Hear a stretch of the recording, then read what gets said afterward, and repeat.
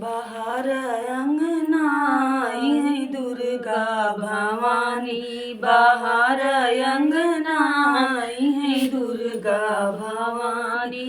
बोलत कागा मुंगेल खंड जानी, बाहर अंगना आई दुर्गा भवानी, बाहर अंगना आई दुर्गा भवानी।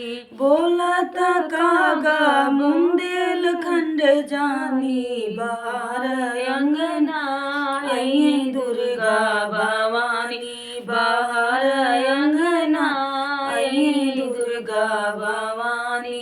सोने के थाली में आरती सजावे, सोने के थाली में आरती सजावे। स्वागत में सखी सब मंगल गावे, स्वागत में सखी सब मंगल गावे। पौआ पखारे गंगा जल पानी, बाहर अंगना आई दुर्गा भवानी, बाहर अंगना आई दुर्गा भवानी, बाहर अंगना।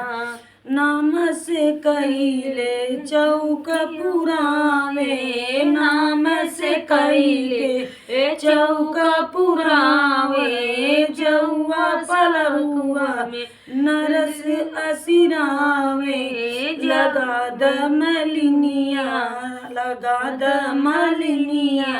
असना माई रानी लहार अंगना आई दुर्गा भवानी, लहार अंगना आई दुर्गा भवानी। बोलत कागा मुंडल खबर जानी, बाहर अंगना आई दुर्गा भवानी, बाहर अंगना आई दुर्गा भवानी।